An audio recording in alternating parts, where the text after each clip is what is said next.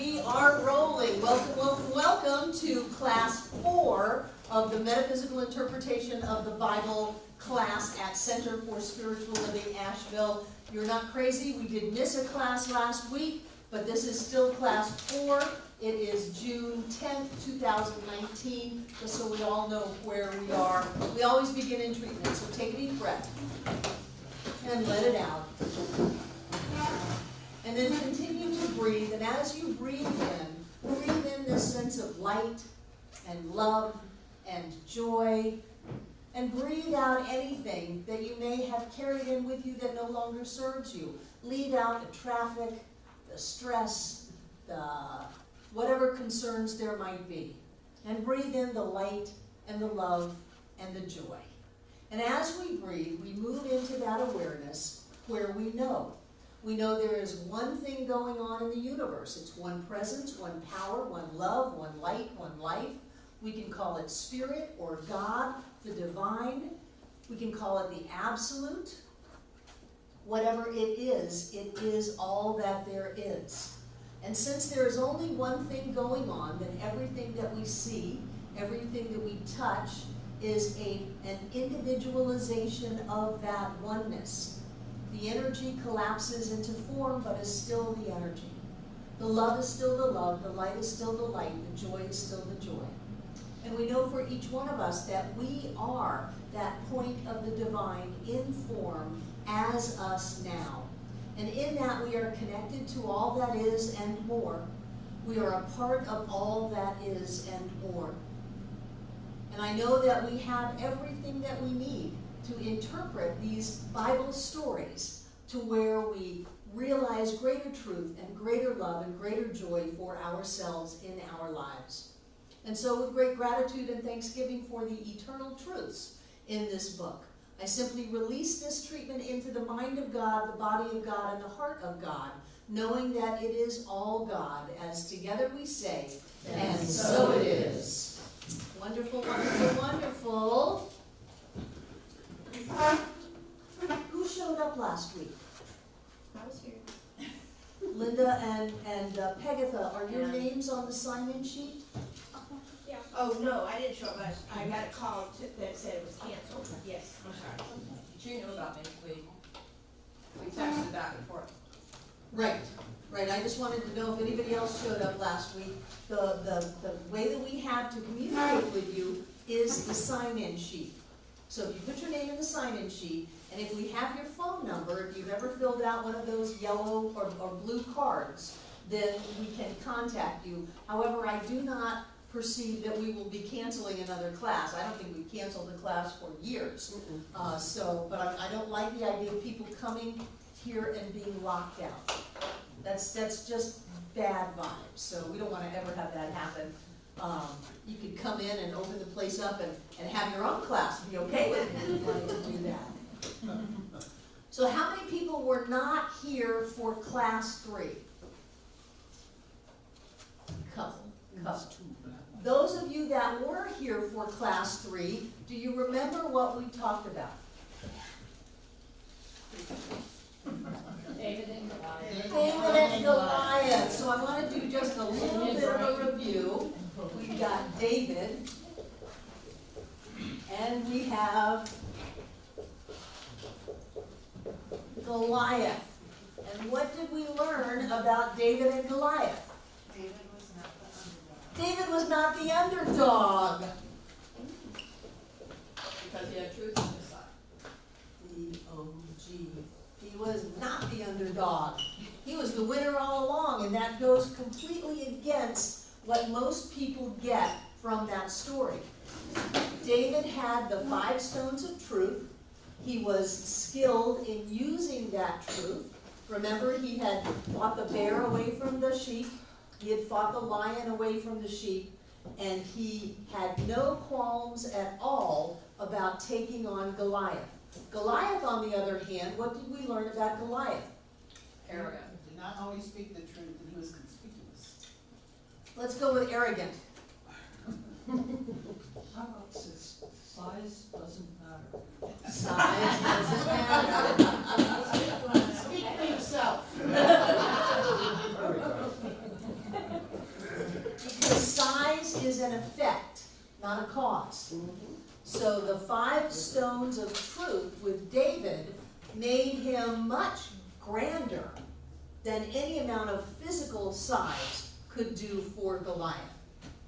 So when we talked about this, what I thought was most important was that David was never the underdog. David and Goliath is not a story about a little boy that slays a giant with a slingshot. It's a story about faith and truth and knowing who you are, and when you know who you are and know how to use your spiritual tools, there is no obstacle that you cannot overcome. And overcome that giant to the end where David jumped up on him and pulled the giant's sword out and cut the giant's head off. This was not a halfway job. This was a complete job of getting rid of whatever seeming obstacle, seeming threat seems to be in our life, simply by going to the stream, which is what? Moving consciousness of mind. Moving consciousness, you got your notes. Moving consciousness of mind. It's going to spirit and picking out the 5 perfect truths and then casting them with all of the confidence of all of the trust and the faith and the demonstrations that you've had in your life, and knowing that setting spiritual law in motion will result in a change of condition, no matter how big that condition seems to be. And so, of course, David was always going to win out, and Goliath was always going to die, because when you bring problems into the light of truth, they change. Linda? I really thought it was significant that he didn't think he needed any armor. He knew he didn't need any armor. Right, because armor was only going to weigh him down. It was only going to protect him from a perceived threat that he didn't see. He said, "You're nothing to me. I'm going to kill you." And he did. Really? I just think it's so great to be able to see things differently than the way most people see it.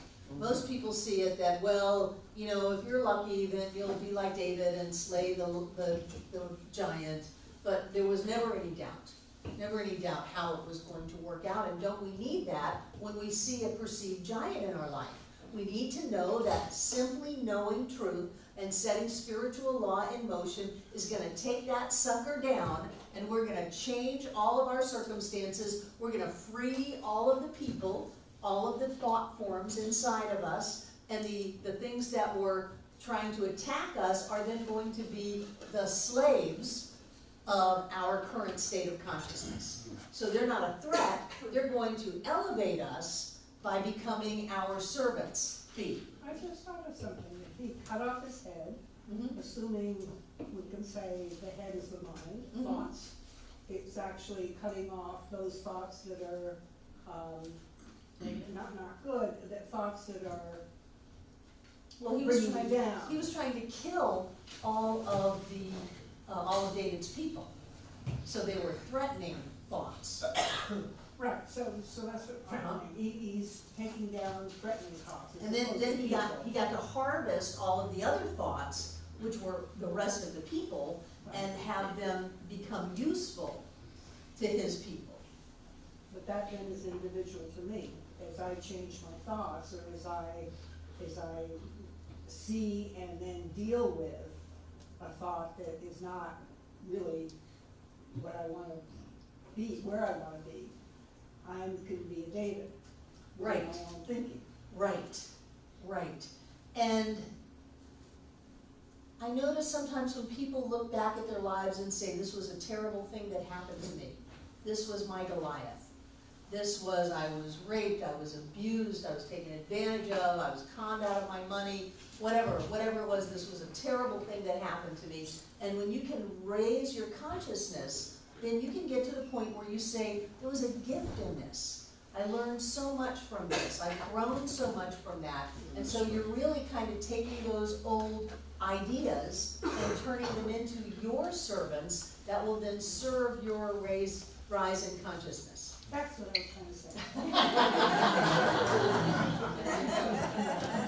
Come on in, Marla and Bill. Hi there. So do you have anything else you want to say about David and Goliath? The other thing we covered was Moses. Right. Yeah, but anybody want to say anything about Moses? You got the 40 years, 40 is a period of completion. Yeah, indeterminate but complete period of time. B. My favorite from Moses, and I don't know when I read it, supposedly he hears from the bush, take off your shoes, you're on holy ground. And the interpretation of shoes being take off your old beliefs. And I've always loved that.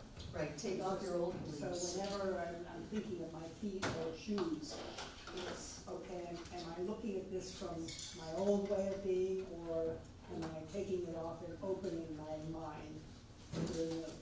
Wonderful. I love that. I do have a quick question in regards to, when we got to the manna part, I never heard what manna meant. What is manna? This is, you're the interpreter. Well, in the Bible part, it says it's food, but I don't remember what the, I remember I heard it in one of the Dan Brown books. What is your interpretation? So let's say you're standing out in the middle of the wilderness, you've been out there for decades, and every day, the exact perfect amount of food that you need shows up. I don't know if it showed up on the ground or if it fell down from the sky, I don't know where it came from, but it was there. What does that mean to you? Well, that would be sustenance. Yeah, what kind of sustenance?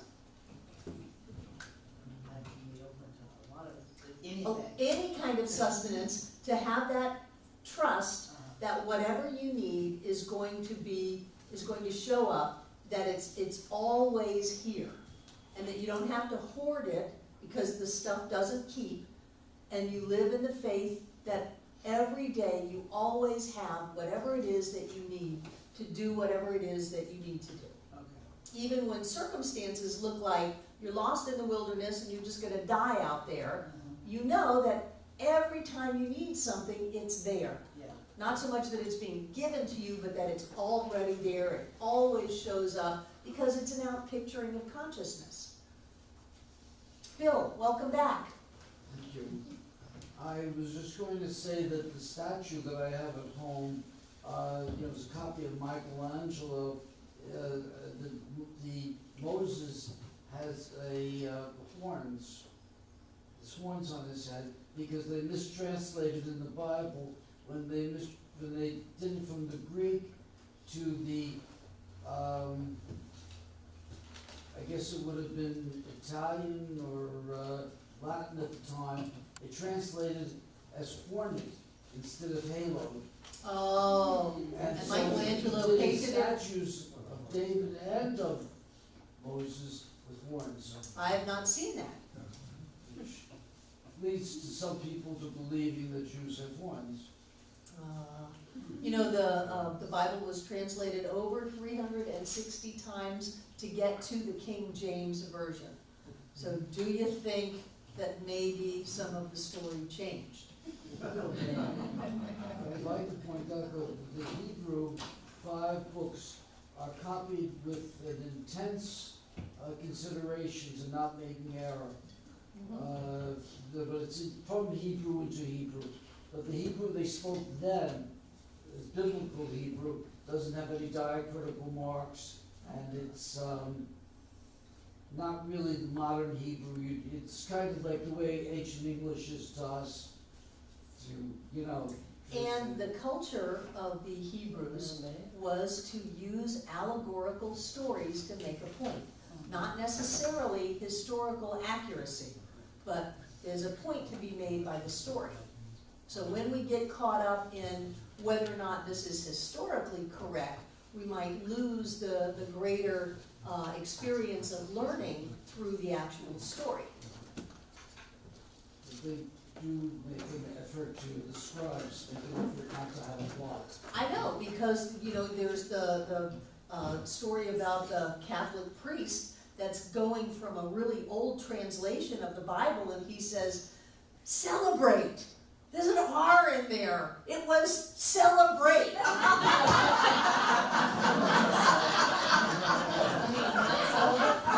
Instead of celibate.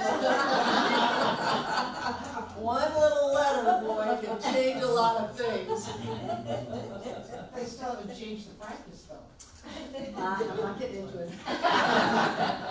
So I have a request. Remember last week I said we're finishing up with the Old Testament, and I had a request to look at some of these ideas in Leviticus. Leviticus has all the rules. Leviticus makes the 10 Commandments look easy. And the big quote from Leviticus that is thrown around a lot is the quote about homosexuality. And it is Leviticus 18:22, and it says in there that it is an abomination. And that has been used for so many people to say you're not lovable, you're not okay, there's something wrong with you. I still have no idea what Jesus was doing with 12 guys out in the desert all that time. No, I just think that maybe we take things too literally. And we don't know how they were translated. We don't know what bias the translator had that it went into those translations. But I want to give us a little comic relief with this whole Leviticus thing. This is not metaphysical interpretation of the Bible. This is just, really? Do we need to take the Bible this literally? Well, I don't understand why that's the only rule in Leviticus they actually want you to follow. They don't follow any of the other ones. So this is from a letter in her radio talk show. Dr. Laura Schlesinger said that as an observant Orthodox Jew, homosexuality is an abomination according to Leviticus 18:22 and cannot be condoned under any circumstance. The following response is an open letter to Dr. Laura penned by a U.S. resident, which was posted on the internet. Dear Dr. Laura, thank you for doing so much to educate people regarding God's law. I have learned a great deal from your show and tried to share that knowledge with as many people as I can. When someone tries to defend the homosexual lifestyle, for example, I simply remind them that Leviticus 18:22 clearly states it to be an abomination. End of debate. I do need some advice from you, however, regarding some other elements of God's laws and how to follow them. In Leviticus 25:44, or Leviticus 25:44 states that I may possess slaves, both male and female, provided they are purchased from neighboring nations. A friend of mine claims that this applies to Mexicans, but not Canadians. Can you clarify? Why can't I own Canadians? I would like to sell my daughter into slavery as sanctioned in Exodus 21:7. In this day and age, what do you think would be a fair price for her? I know that I am allowed no contact with a woman while she is on her period of menstrual uncleanliness, Leviticus 15:19-24. The problem is, how do I tell? I've tried asking, and most women take offense. When I burn a bull on the altar as sacrifice, I know it creates a pleasing odor for the Lord, Leviticus 1:9. The problem is my neighbors. They claim the odor is not pleasing to them. Should I smite them? I have a neighbor who insists on working on the Sabbath. Exodus 35:2 clearly states he should be put to death. Am I morally obligated to kill him myself, or should I ask the police to do it? A friend of mine feels that even though eating shellfish is an abomination, Leviticus 11:10, it is a lesser abomination than homosexuality. I don't agree. Can you settle this? Are there degrees of abomination? Leviticus 21:20 states that I may not approach the altar of God if I have a defect in my sight. I have to admit that I wear reading glasses. Does my vision have to be 20/20, or is there some wiggle room here? Most of my male friends get their hair trimmed, including the hair around their temples, even though it is expressly forbidden by Leviticus 19:27. How should they die? I know from Leviticus 11:6-8 that touching the skin of a dead pig makes me unclean, but may I still play football if I wear gloves?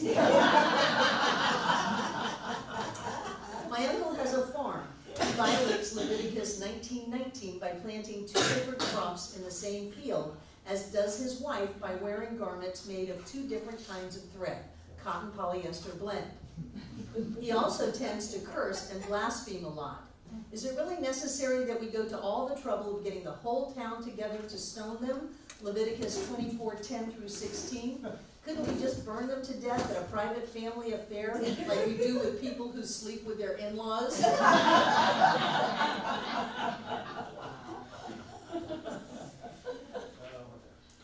I know you have studied these things extensively and thus enjoy considerable expertise in such matters, so I'm confident you can help. Thank you again for reminding us that God's word is eternal and unchanging. You're a adoring fan. So let's talk about that.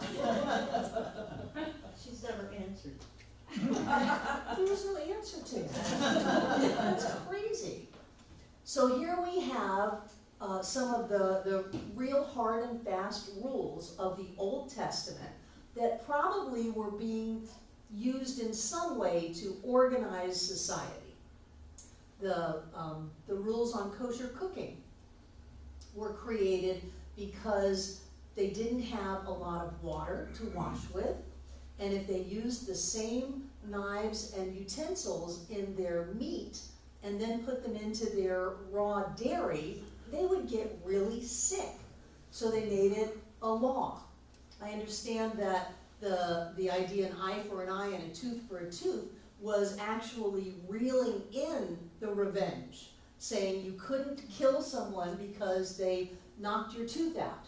You know, it had to be equal, and you could only do to someone else or demand restitution from someone else that was equal to what you had lost. You couldn't go overboard on it. So I understand that there might have been some kind of a greater mindset about having a society that works. Maybe there was some reason that you didn't want to mix threads or plant 2 different plants in the same field. You know, it goes against total current day farming techniques and manufacturing, and we think it's silly. So there might have been some value to it in the past, but for us to take those old values and incorporate them in our modern day experience, to most of the results in that, if you did any of those, was that you would get killed. And to use them to make people wrong or hurt people seems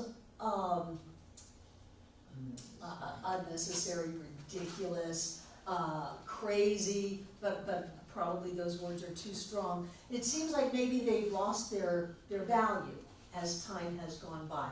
And I know that there are plenty of people that have had the New Testament thrown at them, the Old Testament thrown at them, whether it was for gender identity, whether it was for women in the workplace, or I don't know what else, other kinds of things that has been done in a very hurtful way.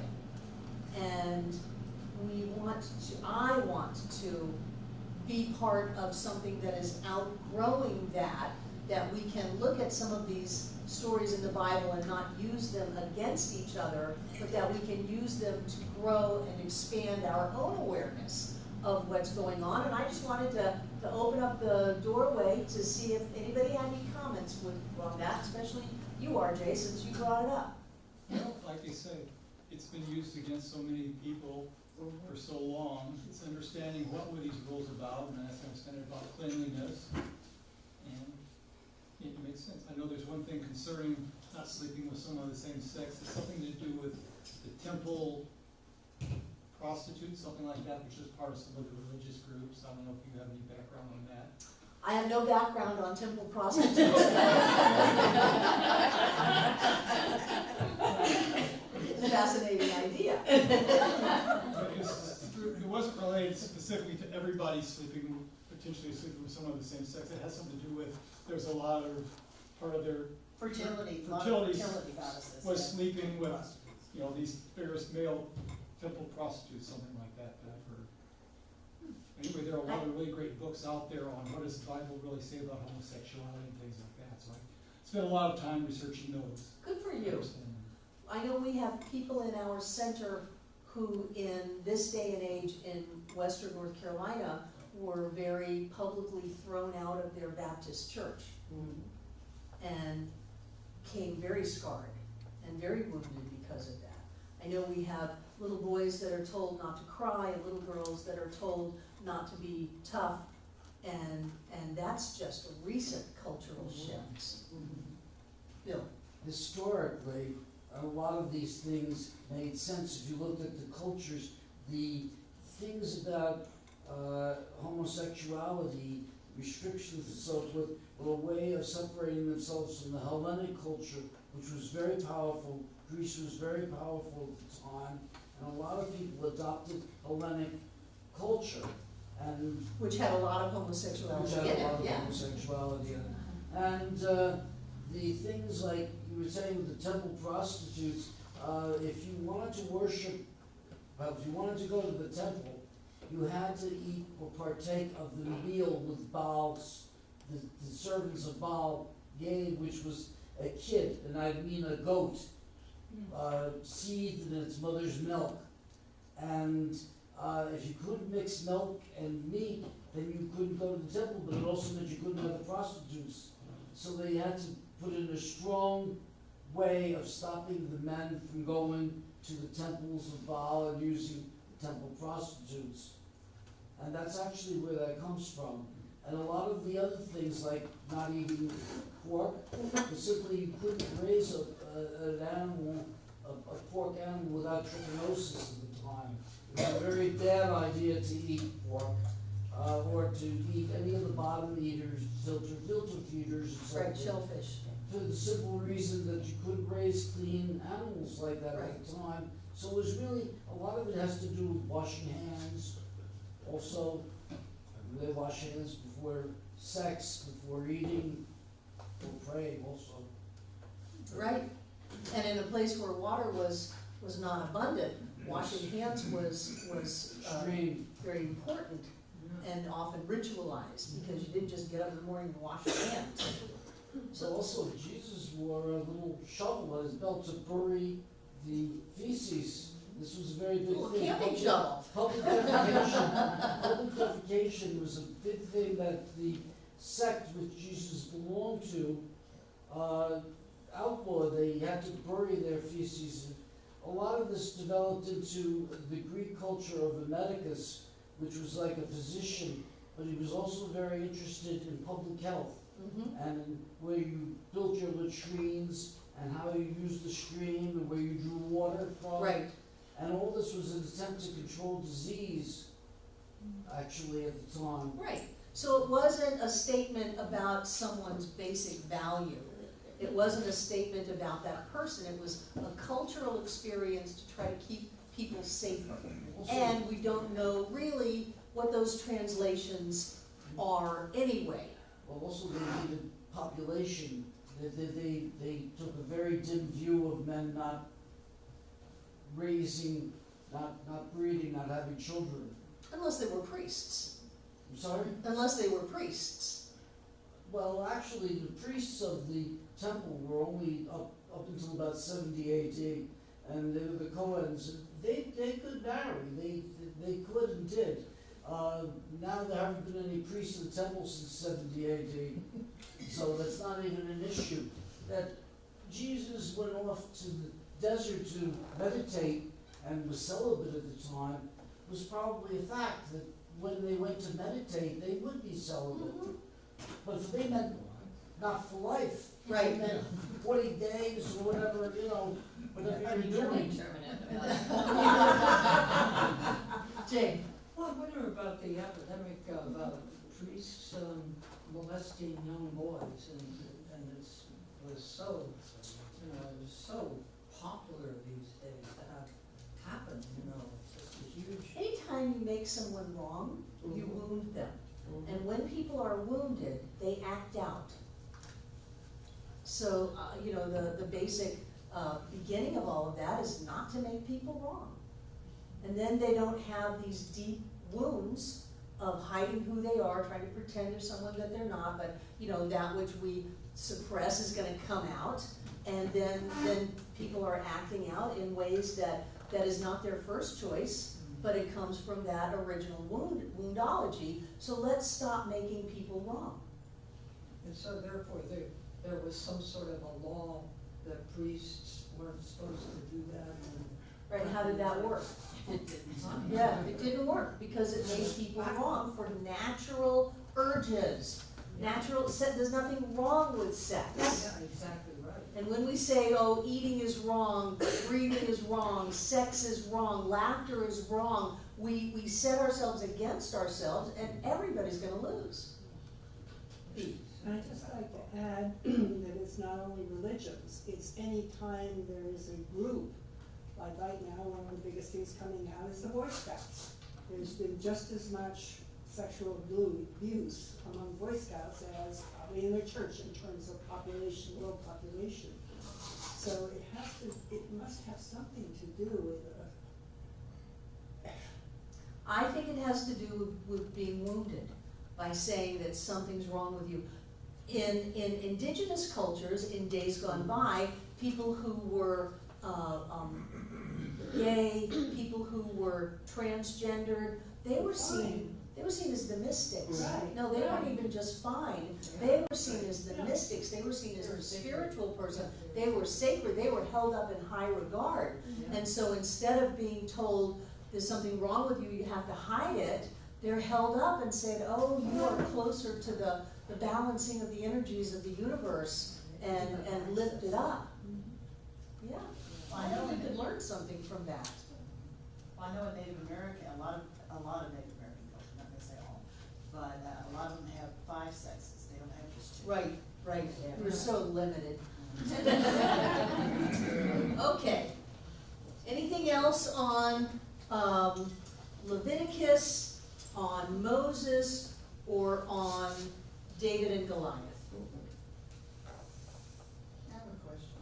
When Yes. you're dealing with someone that is very religious in some aspects or another, how do you deal with them saying things that, they're taking it like this gal taking one phrase out of the Bible and I don't deal with them. They don't come anywhere near me. Because they're not gonna make me mad, and they're not gonna make me believe them. and you're not gonna make them change their beliefs either. Right. I tried making people change for decades. I still try making people change. It doesn't work. The only time people change is when they wanna change. You love me, but you're not gonna change for me. The only person you will change for is you.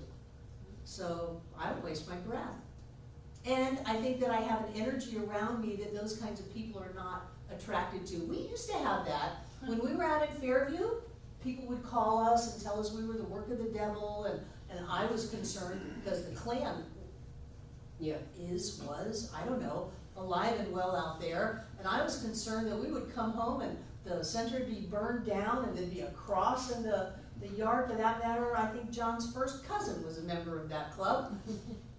He threatened the very first day we opened in Fairview to stand out in the driveway with a shotgun. Nice. Yeah, that's sarcastic. So I don't have that energy of people coming toward me. And we have very much less phone calls left on our answering machine about how John and I are leading you all into hell and eternal suffering and hellfire and all of that. And it doesn't, we're not a vibrational match for that anymore. So they go and they bother some other new thought group.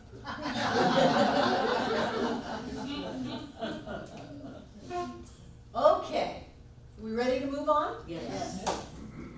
Tonight, we're gonna talk about one of my favorite stories.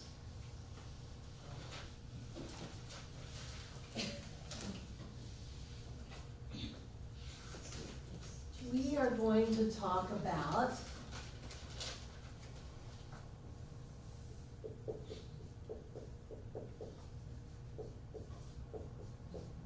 Nehemiah.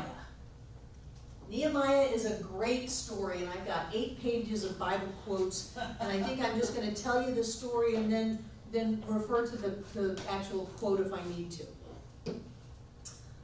So Nehemiah was a Jew, and he was living in Babylon. The Babylonians had taken over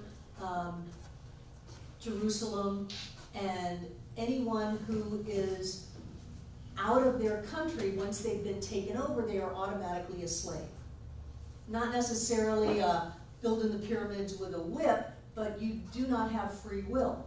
You cannot be captain of your own ship. You know, you are confined by many rules in this other country. So Nehemiah is a 20-year-old Jew living in Babylon, and he lives in the palace.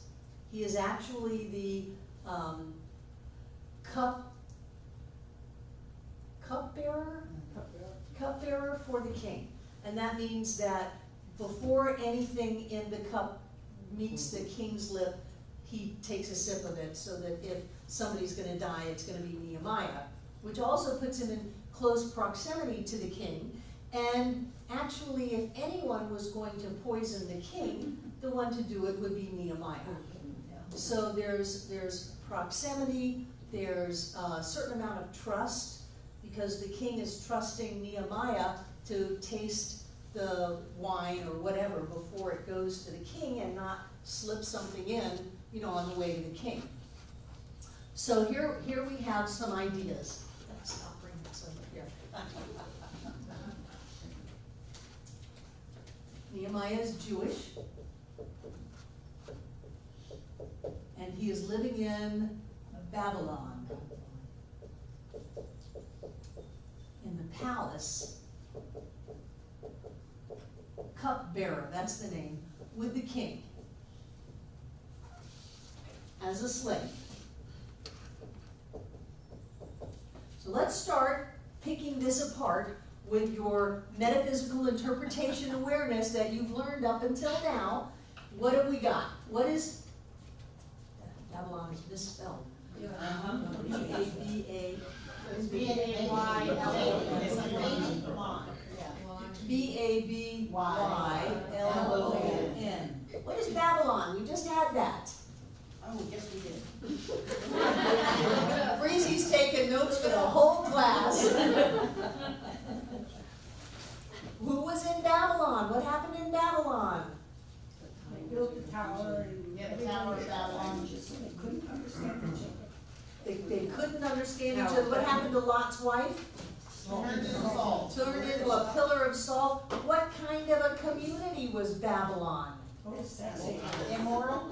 What? It was messed up. Messed up. So if we're going to have, remember, places are what? Places are thought? No. States of consciousness. People are thoughts. Places are states of consciousness. So what kind of a state of consciousness is Babylon? It's messed It's up. a messed up state of consciousness. And here is Nehemiah, who comes from Jerusalem. What is Jerusalem? What kind of state of consciousness is Jerusalem? High state of consciousness. Jerusalem actually means city of peace. So here we've got, we'll do Jerusalem. J what? E-R-U-S.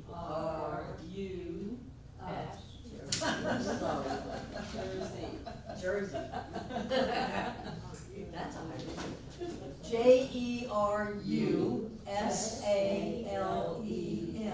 which is peace. City of peace. So we have Nehemiah, whose state of consciousness originally was at peace, but then he got moved into Babylon, into a messed up state of consciousness. Have you ever done that? Oh, yes. You got it all going on, you're all at peace, everything is good, and the next time you look around, you're living in Babylon as a slave. Because when we are in the messed up state of consciousness, we are a slave to it. We're in our reactive brain. We're not making wise choices. We're not transcending all of the experiences. We're caught up in it. We're being jerked around. We're on the effect end instead of the cause. Does Jewish have a definition like that? No, that's why I changed it to okay. Jerusalem. So the thing is that even in a messed up place, he's still living in the palace. He's still hanging out with the king, even though he's a slave. He's up the upper echelons, the upper Upper class. yeah. So what does that tell you about him? Even when he's messed up, He's still got a little bit of a higher consciousness. he's got a higher consciousness than the other slaves in Babylon. Yeah. Yeah. So he has inherently within him a higher state of consciousness because he's not out, you know, building the pyramids or making bricks with straw. He's the cup bearer. Cup taster. The cup bearer. So what would you say about that?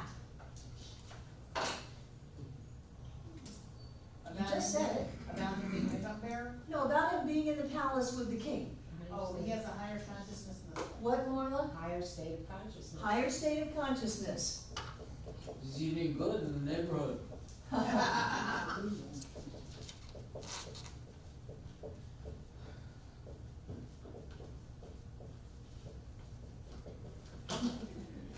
But he's a slave because he's living in the messed up country of Babylon. So this is going to be important because the story of Nehemiah is, like all stories in the Bible are, transformation of consciousness, spiritual growth, evolving into a higher state, and he has work to do. So Nehemiah is hanging out in the palace, and a friend of his, or a family member, or an acquaintance, or somebody comes in from Jerusalem. And Nehemiah says, hey, tell me, how are the people in Jerusalem doing? How are because they're slaves in Jerusalem still, how are they being treated? How is life there? How is the city? And the people come and say, oh, it's terrible. The people are suffering terribly. They don't have their lands anymore. Everything has been taken away from them. Their children have been taken away from them. They're starving. And the wall around the city was burned down when it was attacked. So, what do you think a wall, you got Jerusalem, Jerusalem, and then you have a wall around it. And if you've ever been to Jerusalem, there really is a wall around it. So what do you think the wall around the city of peace would represent? Protection. Setting it apart. Setting it apart. To make it non-violent, won't be violated by the other passing tribes. Safety, yeah. Protection, safety, you And gotta be keeping in what's there and keeping out what's not Keeping there. the peace. right. So much of it is protection. And there was no wall. And Jerusalem was not being protected. There was a wall, but it was rubble, and it was easily gone in and out of. I think there are 7 gates around Jerusalem, which would be the number of what? Chakras. Person completion. 7 is the number of completion. It had just the right number of walls, of gates around it. But by now, the city had been overrun, it had been taken over. There were people who had been moved to Babylon to work as slaves for the Babylonians, and there were gangs running the city. There were a lot of other people, other than the original tenants of Jerusalem, had moved in and moved into people's houses, taken their land, just run them over, and the original people who lost, this is what happens when you lose in battle, they had lost everything, and they were having a lot of difficulty just surviving, much less thriving. So, Nehemiah starts to cry. And he said, this is where my father's fathers are buried. This is where my family's graves are.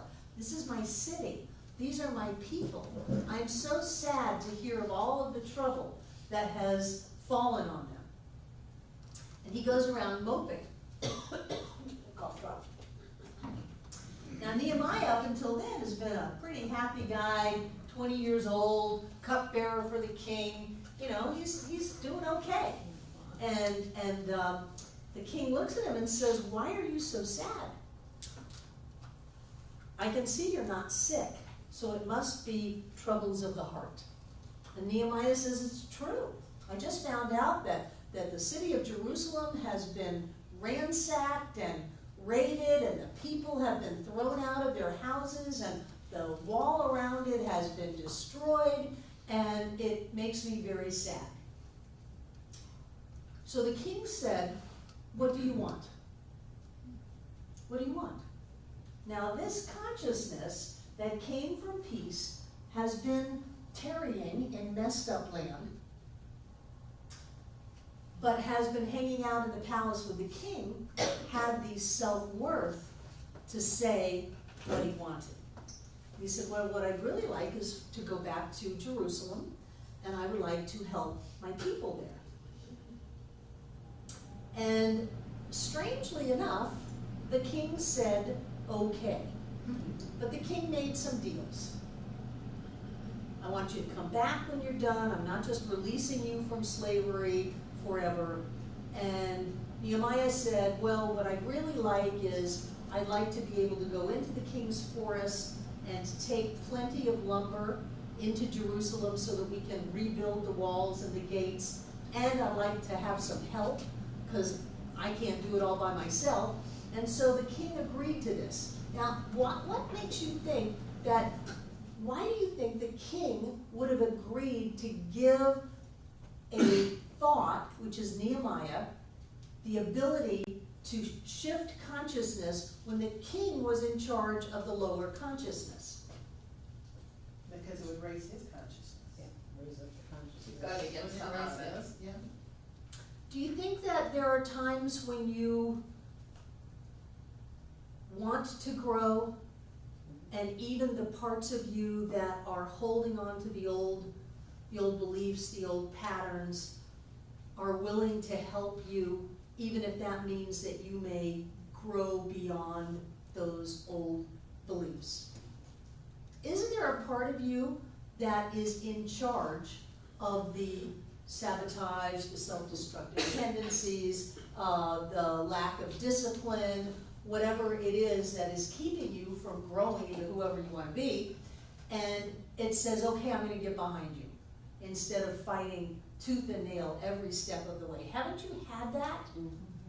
That's what I think this is. That this is that ruling consciousness in the state of messed upness saying, "I love you so much that I'm going to help you, even if that means that you may leave me. But I want to make a deal that you don't leave me, you're going to come back." And I think that's the bouncing back and forth from peace to messed up to peace to messed up. So Nehemiah hits the road. He hits the road with a letter that says he is now the governor of Jerusalem.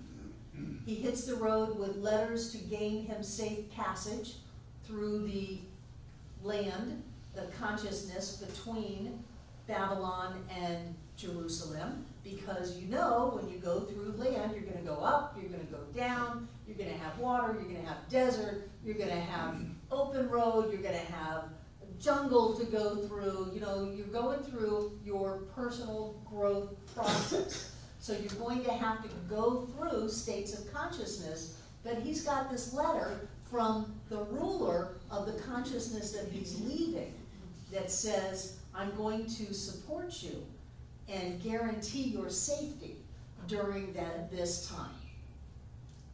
So he is moving forward, going to Jerusalem. When he gets to Jerusalem, he's aghast. This is his home, and it's been, Decimated. yeah, I was going to say it probably looked like it had been bombed, but it had been decimated, it had been burned, and the people had really had their feet cut out from under them. They'd lost everything, their home, their money, their status, their families, their children. They had lost it all, and they had barely been surviving, many of them starving in this process. So, Nehemiah gets to the city of peace and sees all of these thoughts. What are thoughts? What are people? Thoughts? I gave you that one. People are thoughts, and these are thoughts of depression, lack, Fear. Illness. Fear. let's go with powerless. Grief. That's enough. So here is Nehemiah moving into this new state of consciousness, and instead of being welcomed with open arms, cheerleading, rah, rah, rah, Nehemiah, you are the captain of your ship, you decide your fate, you can do this, you got this. Instead of having those kinds of thoughts, he has thoughts that say what? Defeat. What the heck, Russian? What the heck am I doing here?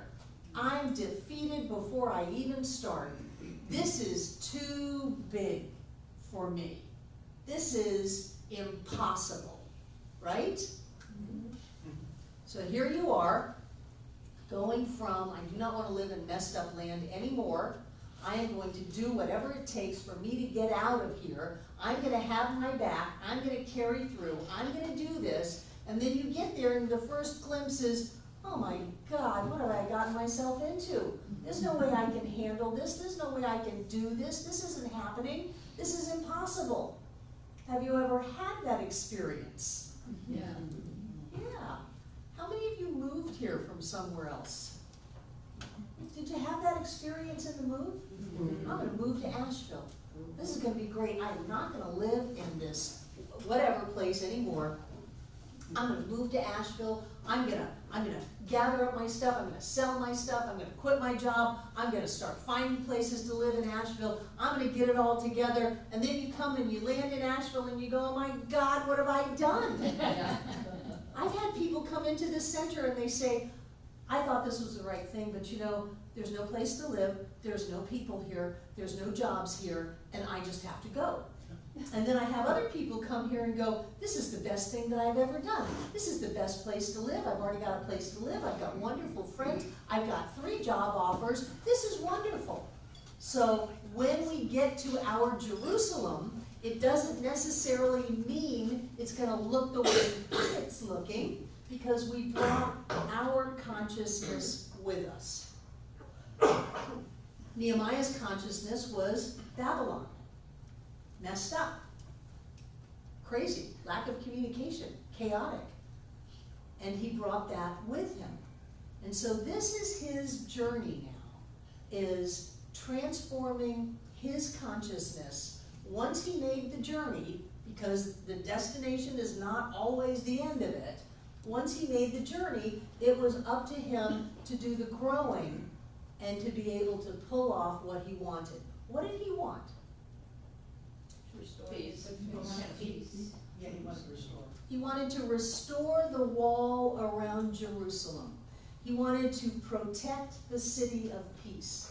He wanted to get rid of the gangs, to get rid of the warlords, to allow the inhabitants, the thoughts of the city of peace, to be able to flourish and grow, and for him to protect that. Now this was a pretty tall order for one guy. What? 20 years old. Yeah, 20-year-old. This was a pretty tall order for one guy, and he had all of these thoughts, these ideas, meet him and say, you can't do this. So the story of Nehemiah is really what happens after he gets to Jerusalem. He's there for 3 days. Does anybody remember what 3 is?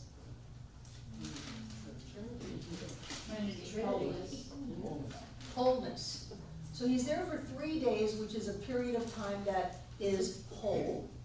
And he goes on a midnight hike around the wall.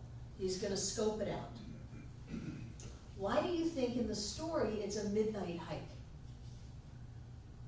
It can be as visible in the night as it would be in the daytime. Right, he wouldn't be as visible, so again, he's looking for safety. Because there are these people who are probably not gonna willingly leave Jerusalem and let the inhabitants have their land and their property and their life back. There probably is going to be some resistance to Nehemiah coming in. So he's going to keep a low profile and go around and check out the scope of his work. Some people would call that therapy. You know, go inside and see, well, how much work do I really need to do here, and see what I'm in for if I'm gonna take on this job, although he was always up for taking it on, even if other people were telling him, no, it's just awful here. So he goes around, and there's metaphysical meanings of all of the gates that I didn't get into, but the gates mean certain things around the city. And when he's done and he sees what he's in for, and he feels that he can do this, he contacts the other Jewish people in Jerusalem and has a meeting. So people are what? Thoughts. And what is he doing in contacting those thoughts? Checking out his thoughts. Checking out his thoughts, gathering them. As he's saying, I have come from Babylon, I've brought wood from the king's forest, I have workers here to help us do this. I want you to come together with me, and we can rebuild the walls around the city of Jerusalem. What is he doing to his thoughts? Raising his consciousness. Haven't you ever had a project, and I don't think I can do this, and then you go, well, how could it be possible? I mean, aliens could come down from the sky, and you could do that. You could win the lottery, and you could do that. Somebody could show up and help you, and you could do that. You start working with yourself to bring yourself the possibility that this could happen. You actually start asking inside of yourself for support in carrying out this project. Jane? Well, when I was a little kid, and in my family, I was the only one who thought that love was the thing to do, and I felt so good about it. And I thought it would be so easy to fix. You know, my father was crazy, and I set out to be the savior of my whole family. Well, I got smashed because they were it was a spiritual thing though, but You have risen. Huh? You may have been smashed down then, but you have risen now. Yeah, I have to rise again. But it's not that I just was looking at the parallel, which oftentimes, if you look and you see a real messed up thing, you think, oh, it would be so easy to fix. And then you step into it. And that's the spiritual journey. Yeah. And that's what all of these Bible stories are about. Yeah. The spiritual journey. You're always going from one state of consciousness to another state. And that's the spiritual journey. Let's take a break and we'll come back and pick it back up again at 8:15. Thank you everybody who brought food. Thank you, Stephen. So, a little bit of my, we're back, Bill. A little of my metaphysical research. Nehemiah represents one who has been carried away from spiritual peace, Jerusalem, into the confusion sense of Babylon. Later, as he shifts in consciousness, he turns into Nehemiah the prophet. And as that consciousness of the prophet, he is the faithful, persistent one within us that believes in the divine possibility for man. So he's the one who's inspiring the people of Jerusalem to have a better life, to be able to open up to this idea that there's more. But as you know, when we aspire to something better, or when we release something that no longer works, it's not always smooth sailing. So in this story of Nehemiah, when he gets to Jerusalem, before he does the little hike around the walls, he is met by a couple of leaders. One is called Sanballat the Horonite. And that is, the Horonite is a thought belonging to the Horonym state of consciousness and the opposing, fighting, resistant attitude that it takes while being dealt with in the overcoming of error. So, here's resistance. Here is someone from a tribe that is saying, oh, no, you don't. You're not coming in here and rescuing the thought forms of Jerusalem. You're not restoring this consciousness of peace. We're going to resist you. And then there was another person, Tobiah the Ammonite. And the Ammonites are a wild, uncultivated state of consciousness. So they were wild, they were resistance, they're untamed. You know, when you go into your thoughts and you start trying to discipline your thoughts to think the way you want to think, to live the life that you want to live, and sometimes out of the blue comes all this craziness. These people are representing that resistance, that wild, untamed, undisciplined ideas and thoughts that we meet as we're moving into a higher state of consciousness. And obviously the story is going to be what happens between Nehemiah, the residents of Jerusalem, and these opposing thoughts.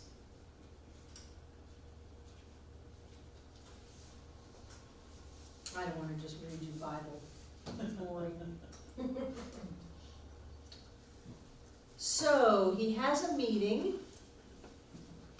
with the residents of Jerusalem, the thoughts of Jerusalem, and he gets agreement that it's possible that we can do this. Look, I brought all this wood from the king's forest, because wood, I've been to Jerusalem. There's not a lot of wood there. The wood that's there is pretty scrawny.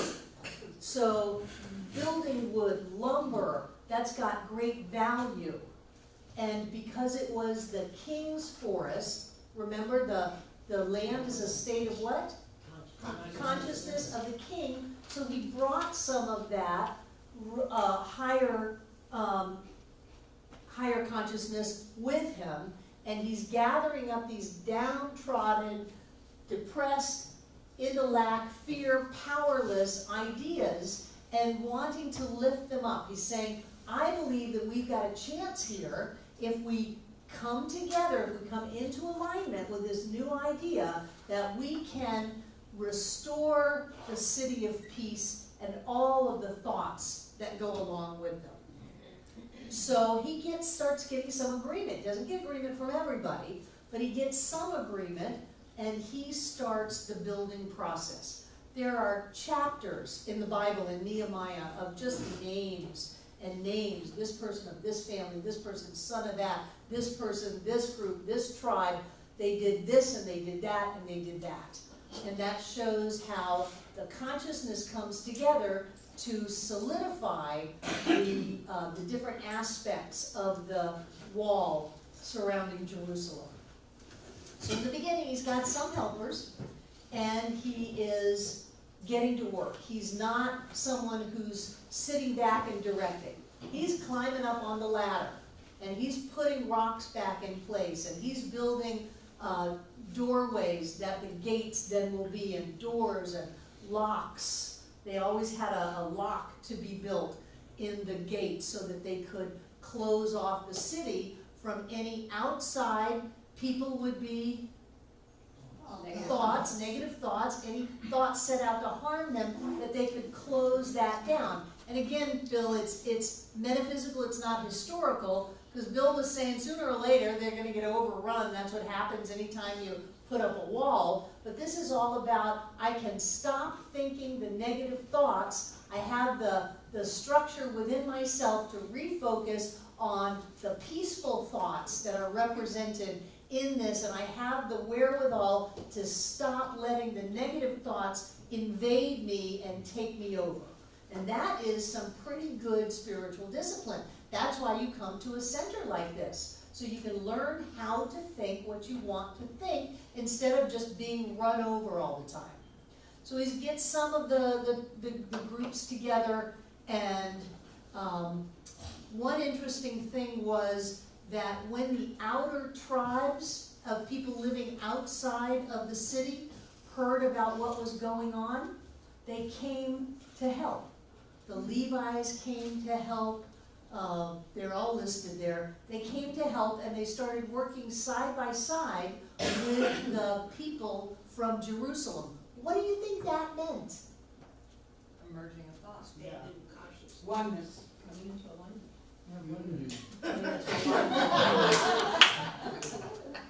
Yes. And even ideas from far away can come to help you. You know, you're not just self-contained in what you're doing. Thinking outside of the box, so to speak. It's outside of the box. Even though you don't have buy-in from all of your thoughts, you still have some craziness and some resistance and some negativity and limitation and fear and it's going to be impossible and all of that stuff. There can be other thoughts that come in. Maybe you hear about something that inspires you, or you get an idea from something, or something somehow helps you. Other ideas that are not even being benefited by the wall that you're building around Jerusalem, they can come in and help you. So it was very important that these other tribes started coming in to help, because this was big work. This was sifting through rubble and finding the rocks that would still work and carrying them up and piling them up on the wall and mortaring them in and putting lumber in there and building a real live wall out of the rubble. So you've got the local people are helping, the people from far away are hearing about it and coming together to support this, and then you've got more and more local people doing what? Joining. Because, you know, once you start getting rolling on something, then your subconscious goes, okay, I give up, we'll do this. Once everything starts to look like it can really work, you've got the parts of you that'll step out on faith and go, I know it looks impossible, but I'm going to go for it anyway. And then you've got the other parts of you that want some guarantees and want to see that there's support and progress being made, and then they will jump in. Those thoughts and beliefs will jump in and say, okay, I guess we're going to do this, I might as well get on with it.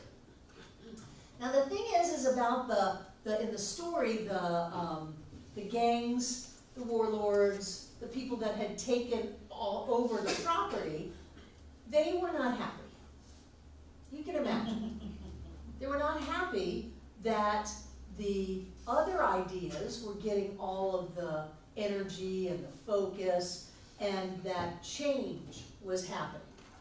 Have you ever resisted change? The only thing that's constant is change. So change is happening, consciousness is shifting, and those resistant ideas are getting madder and madder and digging in more and more. So this is where the threats start coming in. First, it's threats. It is, you can't do this. You don't have any authority to do this. Yes, I do. The king made me governor of Jerusalem. We don't believe that. You are defying the king's orders. The next level of threats were, we're going to come out in the middle of the night and tear down the wall building that you did during the day.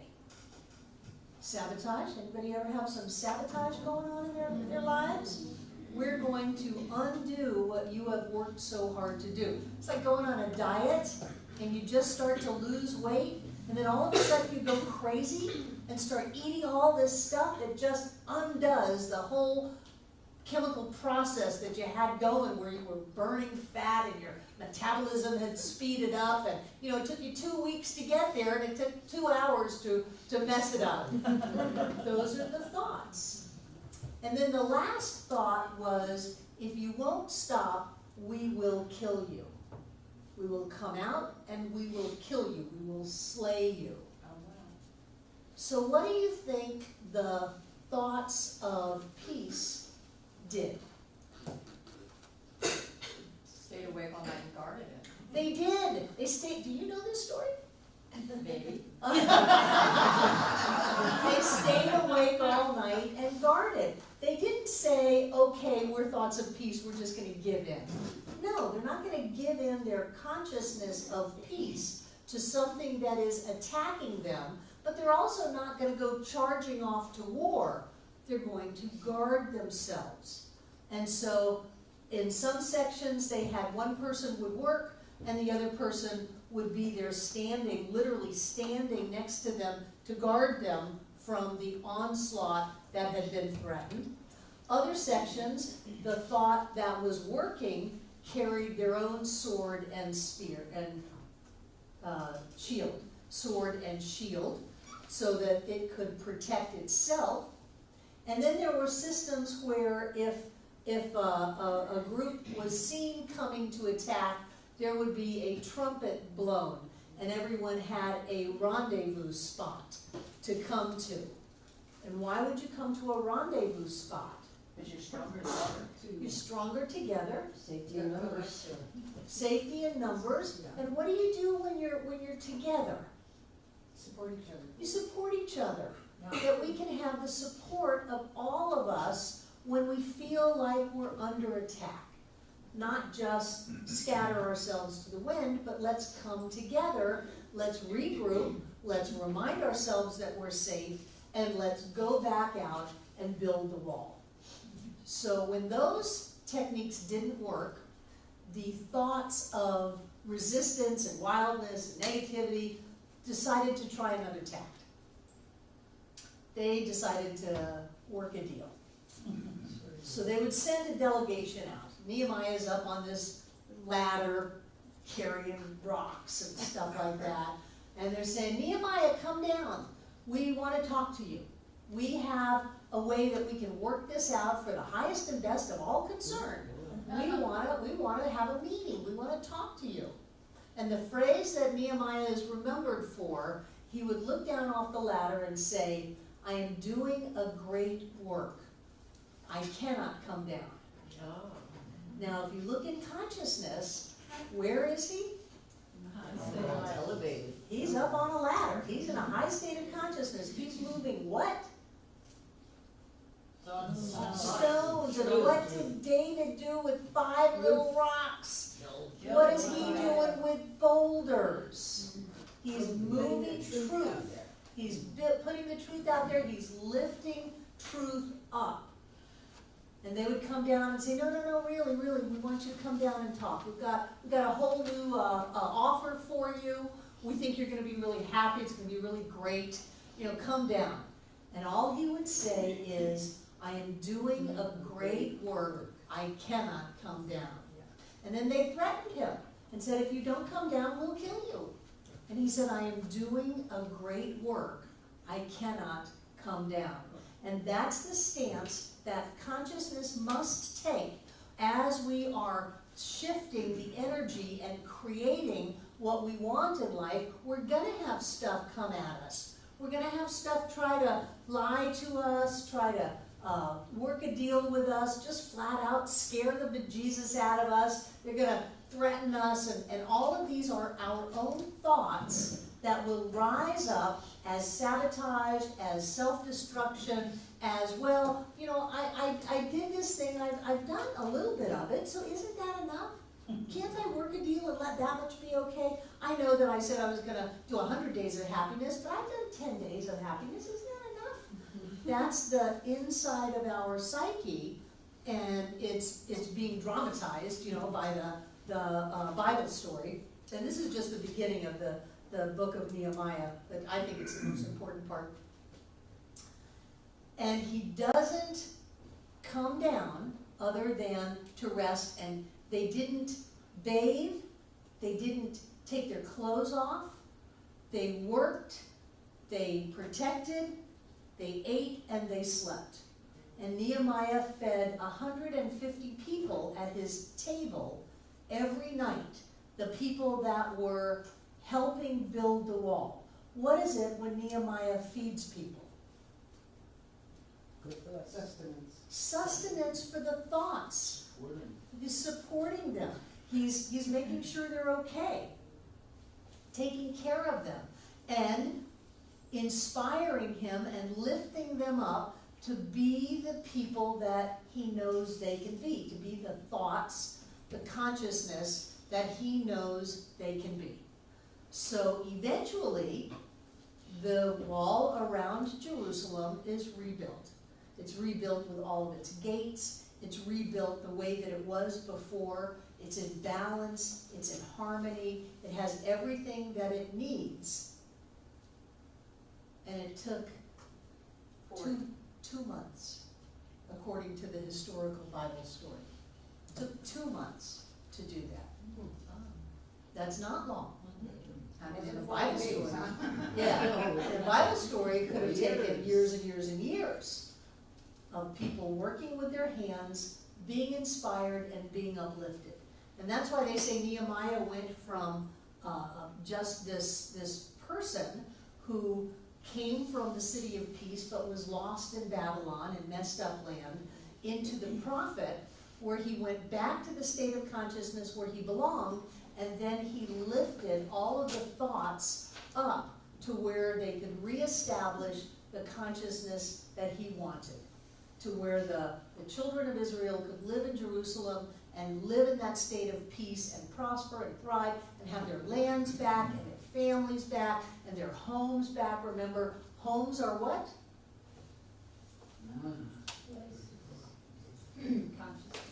Consciousness. Lands are what? Consciousness. It's all consciousness. They were restored to their rightful consciousness because he was doing a great work and he would not come down. Now I gotta tell you, we have people who are in the middle of a breakthrough and they break down and run. They break down and run. I got a letter from somebody over the weekend saying, I just am not up for this, and I'm not going to be there anymore, and please take me off your legacy wall, and please drop my membership, and all of this stuff, because I just can't do this. And I called and said, you don't have to do anything, you can just be here and be loved and supported, and no, I don't want that. So what that says is, I'm about to have a breakthrough, but I'm choosing to break down, and I'm choosing to run away, because I don't believe that I have the wherewithal, or I don't have the I'm not coming down. Evidently, I'm not doing a great work, and I came down right away, instead of I'm doing a great work and I'm not coming down. It was easier for me just to go back to Babylon and to live in the chaos and the hecticness than it is to find that inspiration and discipline to create the shift in consciousness, which is really the consciousness that Nehemiah came from and belonged in. It's not like he's forging new territory, he's going back to who he is. Troy. I was just wondering, we're studying the history of the Jewish people. Back in those days, it was well known that these stories were allegories. That's how things were passed on. And so throughout time, have the Jewish people continued to see these stories as allegories? Oh, I don't think so. Or somewhere along the line, has it shifted from its initial intent of being allegories and being tales of consciousness to tales of history? Yeah. It is. It's like Jesus, which we're going to move into the New Testament starting next week. You have the historical Jesus, you have the religious Jesus, and you have the mystical Jesus. Most people are looking at the historical Jesus or the religious Jesus. but it's the mystical Jesus that has all the good stuff. So have people forgotten that these were stories told around a campfire to teach? Yeah. Yeah. I'm not sure whether the printing press was a good idea or not. The Bible was the first book. It just strikes me though, if anybody would hold tight to tradition, I grew up with many Jewish friends, and I understand the culture to a point, and I just can't see them letting go of their original understanding for anything. It's how people are taught. Yeah. It's the same in Ireland. I mean, it's a mindset, it's a state of consciousness that will remain until it changes. And there's a group of people in Ireland, in Israel, in the Far East, in every culture, I think, that don't want to, they don't want to, there's an inability to move ahead. And I think that's why we're so special. You know, because we are willing to look outside of the box. We are willing to look at a greater truth. There won't be any change if we don't do that. Right. I agree. Bill? I just want to say that Judaism lacks a central figure that, like, as in Catholicism, the Pope decides what is Catholic thought and what is not. But there's no such figure or such group or anything in Judaism. We need a grand rabbi. Well, there are different groups, the Grand Rabbi for that group, and they all fight with each other, which is one of the things that bothered me. I mean, when I was living in New York, I actually heard about groups of people physically fighting with each other over points of religion in Brooklyn. Various different Hasidic rabbis. By the way, Hasidim are not the Orthodox. They are people who dress and act like people did in Poland about the 1800s. And they're more charismatic than anything else. But the Orthodox too, I mean, they finally now have a group that's supposedly uniting them, but there's many different ideas about what is correct Jewish thought. And in Israel,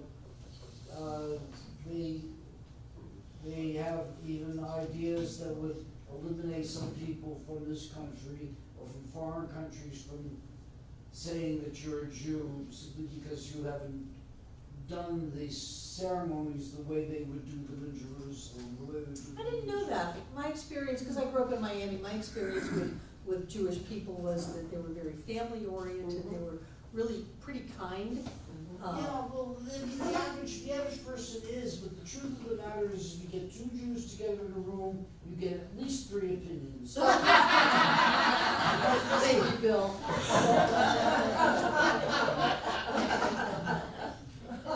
Maybe more. Any other comments on Nehemiah? What'd you learn? I have a Betty? question. I mean, I love the story and the allegories, but my question is, in the story, did he go back to Babylon? Yes. Yes, because he kept his word. Okay, I just was wondering because of, it's like, well, she didn't finish the story. So did Babylon change after he went back? I don't know. Babylon is no more. So did he finish putting the wall up? He finished putting the wall up.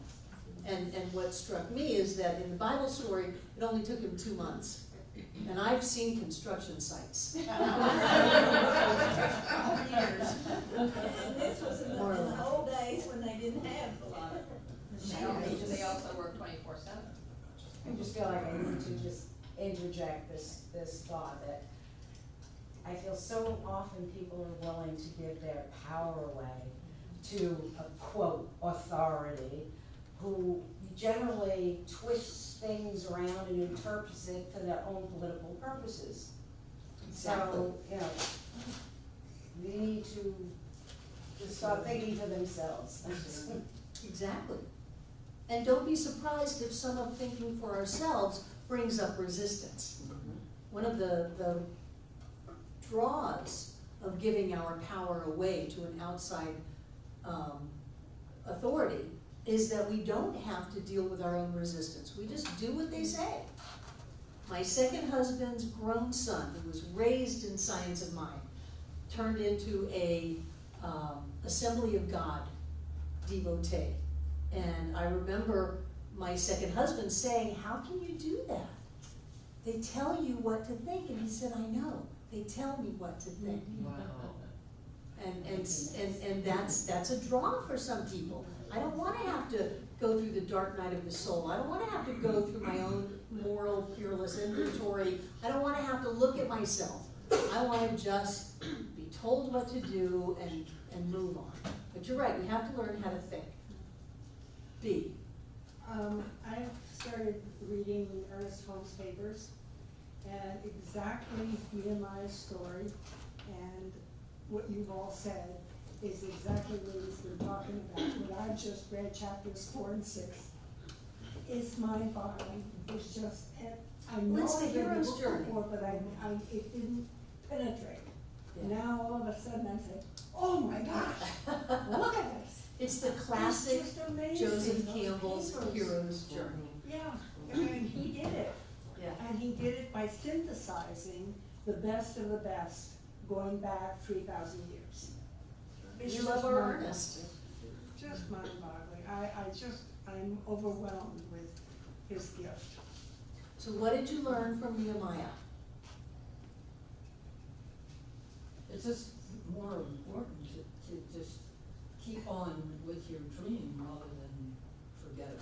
There you go. It's more important to keep on with your dream than just forget it, because if you forget it, you're just gonna go back into depression, lack, fear, powerlessness, and you're gonna live in a messed up consciousness. Work hard, higher consciousness. Yeah. Nobody said that this is just gonna be handed to you. But the benefits are huge. Sometimes being responsible for ourselves is more than some people can take. I know. I can't say that. John went to, where is it? He didn't go to Mentone, Alabama. He went to the place across the border in Tennessee, wherever it was, and interviewed Edwin Gaines, because she is being honored with a Lifetime Achievement Award from Unity, and she's being promoted in Science of Mind magazine, and John's writing the article. And that's as much as I can say until the article comes out.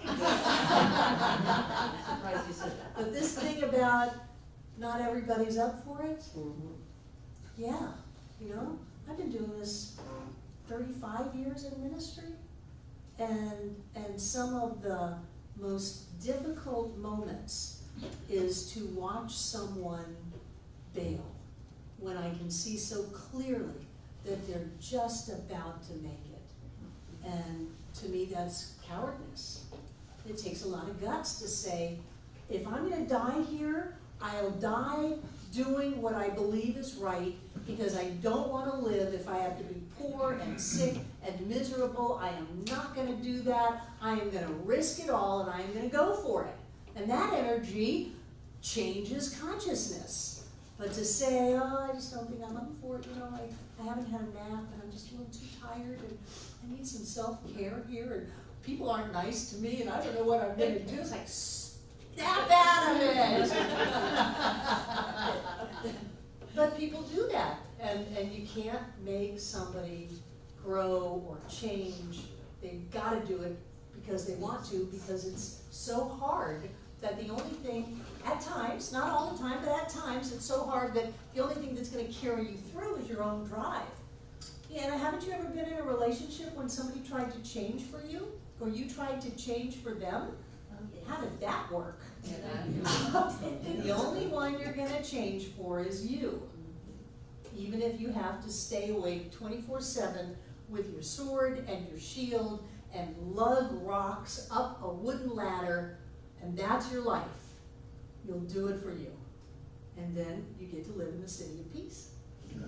Yeah. Anything else? I have thoroughly enjoyed playing in the Old Testament with you. I think we've got 2 more weeks and we'll do Sermon on the Mount and the parables. If there's anything else that you really want addressed in the New Testament, let me know. My response may be, which I said to Afia and then she didn't come, research your story, come prepared to present it, and then we will put on our metaphysical interpretation hats and look at all of the meanings of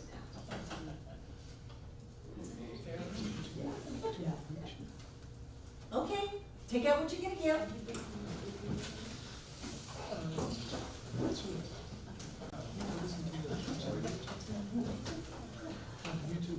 Thank you for the very generous way in which you support the center. We're doing well. Yes, I'm very grateful. And what I know is that this infinite presence and power of light and love is abundance and prosperity in its very nature and essence. And I know that everything that is created out of it or as it has inherent with it the prosperity, the abundance, and the blessing of its nature. So I know that each one of us is a being of prosperity, a being of abundance, a being of light, and a being of love. And I know that we give this gift tonight from that state, and it carries with it prosperity and abundance and light and love. I know that that energy pours forth from each one of us, fills up this room from the floor to the ceiling and all between the walls. This air is rich and blessed with God as us. And as Spirit moves in our lives, it touches us. It blesses us and it heals us. It reminds us of the blessed, prosperous, and abundant life that we live right here and right now. I know that each one of us comes together this night to make this Center for Spiritual Living Asheville all that it was ever meant to be. A place of peace, a beacon of light, a tower of strength, and a fountain of wisdom that touches the lives of all who call it home. And so it is.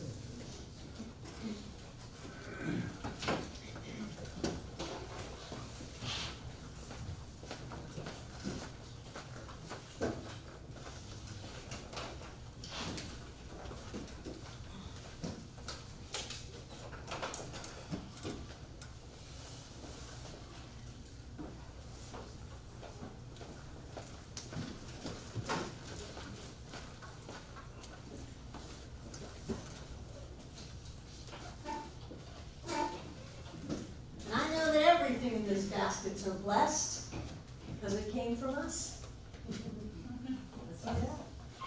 I know that we gathered together to make this Center for Spiritual Living Asheville all that it was ever meant to be. It is a place of peace. It is a beacon of light. It is a tower of strength. And it is a fountain of wisdom that touches all of our lives and all of the lives of everyone who calls it home. And so it is. So it is. I love you guys. Have a wonderful, wonderful week.